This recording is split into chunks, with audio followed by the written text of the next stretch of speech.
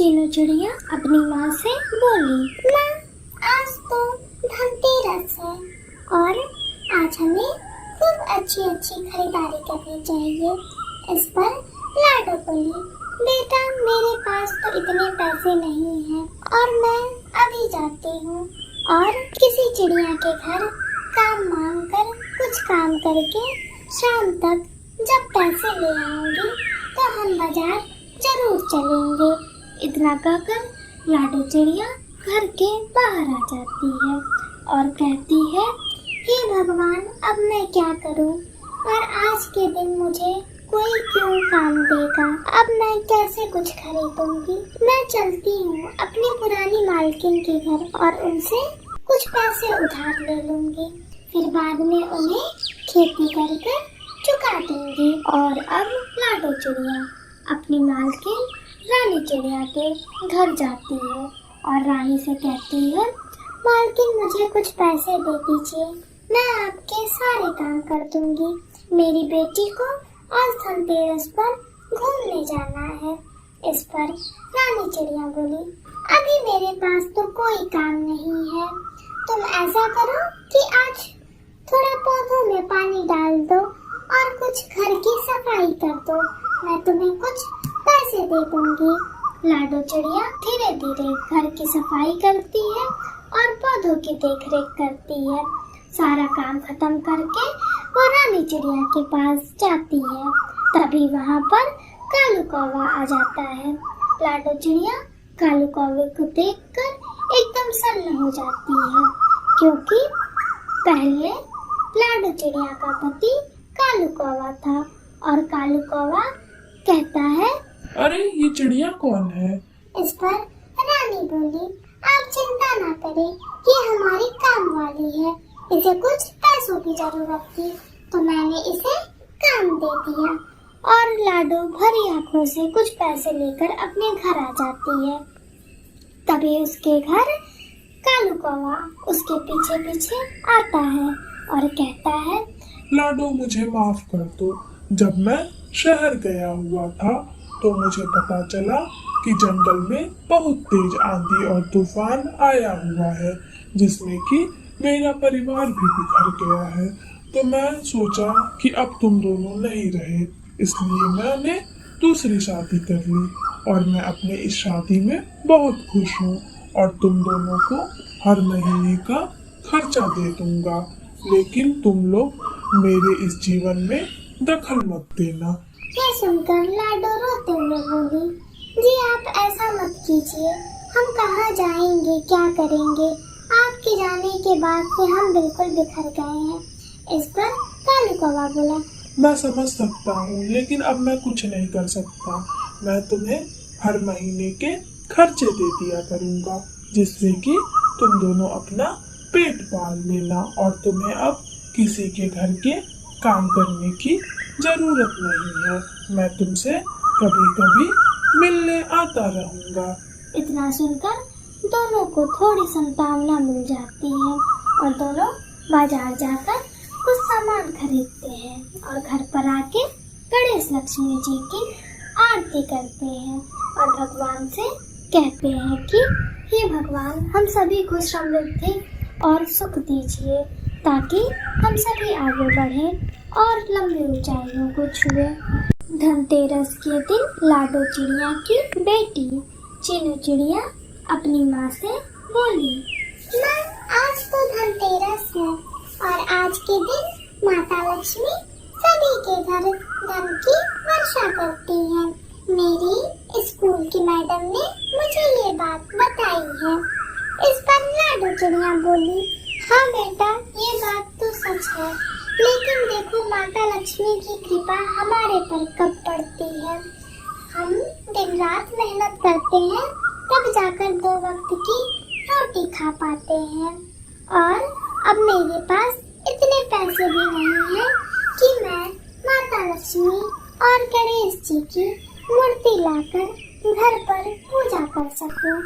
इस पर चीनू चिड़िया बोली, माँ मुझे पता है, इसलिए आपने मुझे जो भी पैसे दिए मैंने उन्हें बचा कर रखा ताकि हम धनतेरस पर कुछ बर्तन और माता की मूर्ति खरीद सके। इस पर लाडो चिड़िया की आंखों में आंसू आ जाते हैं और वह कहती है, वाह मेरी बच्ची, आज तुमने तो मेरा जीवन ही धन्य कर दिया। चलो हम बाजार चलते हैं। और दोनों माँ बेटी बाजार जाते हैं और फिर वहाँ से धनतेरस के लिए माता की मूर्ति और गणेश जी की मूर्ति खरीद लेते हैं, क्योंकि उनके पास ज्यादा पैसे नहीं थे। और दोनों घर पर आ जाते हैं। फिर अब शाम भी होने लगती है और लाडो चिड़िया अपनी मालकिन रानी चिड़िया के घर झाड़ू लगा रही थी। और फिर जब वह पौधों में पानी दे रही थी, तभी वहाँ पर रानी चिड़िया आई और बोली, लाडो, आज तो धनतेरस है, तुम्हें तो अपने घर आज जल्दी जाना होगा, इसलिए तुम काम खत्म कर मुझसे मिलते हुए जाना। लाडो चिड़िया जल्दी जल्दी काम खत्म करके अपने मालकिन के पास जाती है और कहती है, मालकिन, अब मैं जा रही हूँ। इस पर रानी चिड़िया बोली, ये मिठाई रखी हुई है, तुम चाहो तो इसे ले जाओ और जाकर खा लेना। इस पर लाडो चिड़िया बहुत खुश हो जाती है और मिठाई का डब्बा लेकर अपने घर आ जाती है। और बेचारी चीनू चिड़िया किसी तरीके से घर को सजाए रखती है। यह देखकर लाडो चिड़िया बहुत खुश हो जाती है और दोनों मिलकर माता लक्ष्मी और गणेश जी की पूजा करते हैं। फिर उसके बाद रात में दोनों सो जाते हैं और उसी समय माता लक्ष्मी जी प्रकट होती हैं और उन दोनों की श्रद्धा को देखकर उनका घर सोने से भर देती है। इसके बाद जब अगले दिन सुबह होती है तो चीनू देखती है कि उसका घर सोने से भरा हुआ है और तुरंत अपनी माँ लाडो से बोली, माँ ये देखो, हमारा घर तो सोने से भरा हुआ है। इस पर लाडो आश्चर्यचकित हो जाती है और तुरंत मूर्ति के पास जाकर कहती है, हे माँ, आज तो आपने हमारे ऊपर बहुत बड़ी कृपा कर दी। आपकी छत्र छाया से आज हम इतने अमीर हो गए और मैं कभी भी इसका घमंड नहीं करूँगी।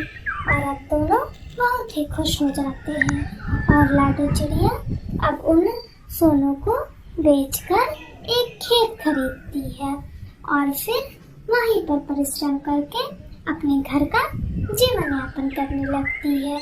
बचपन में ही लाडो चिड़िया के माता पिता की मृत्यु हो जाने के कारण वह घर घर जाकर झाड़ू पोछा करती थी। वह बहुत ही गरीब थी। बहुत मेहनत से उसे 2 वक्त का खाना नसीब होता था।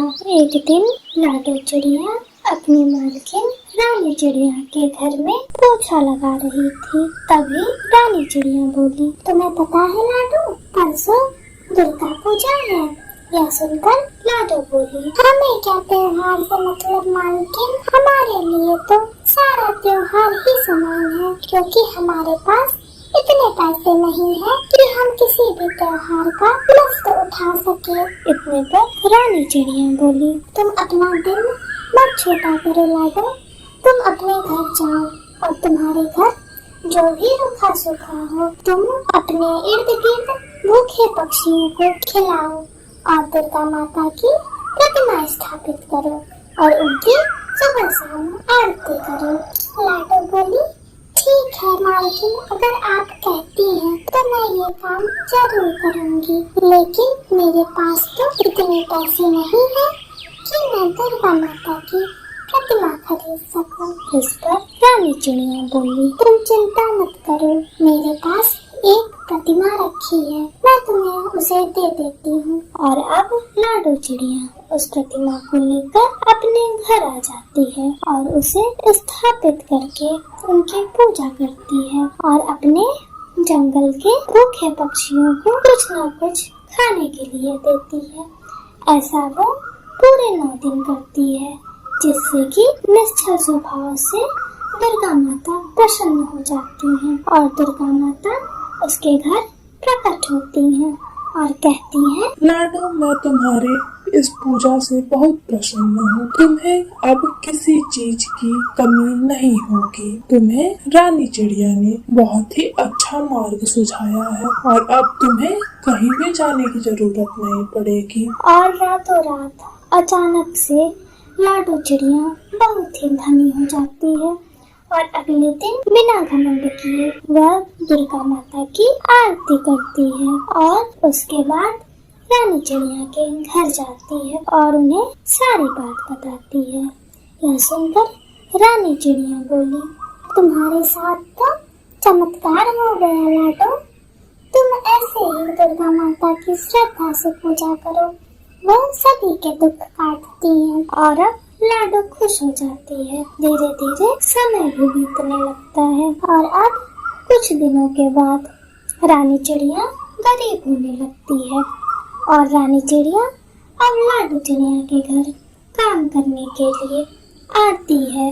तो लाडो बोली, क्या हुआ मालकिन, आपके साथ ऐसे कैसे हो गया? इस पर रानी चिड़िया रोते हुए बोली, मैं अपने पैसे पर बहुत घमंड करने लगी थी, जिस कारण से माँ दुर्गा ने मुझसे मेरा सब कुछ छीन लिया।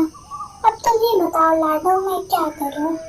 इस पर लाडो चिड़िया बोली, आप चिंता ना करें मालकिन, आप ही के कारण मैं आज अमीर हुई हूँ और मैं अब आपको इतने दुख में नहीं देख सकती। और अब लाडो चिड़िया रानी चिड़िया को वही प्रतिमा देती है और कहती है, आप इनकी पूजा कीजिए।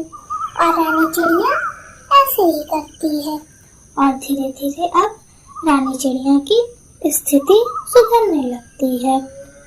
लाडो चिड़िया और रानी चिड़िया दोनों मिलकर जंगल में बहुत बड़ा भंडारा कराते हैं और दुर्गा माता की प्रशंसा करते हैं और सभी को दुर्गा माता के महत्व को बताते हैं।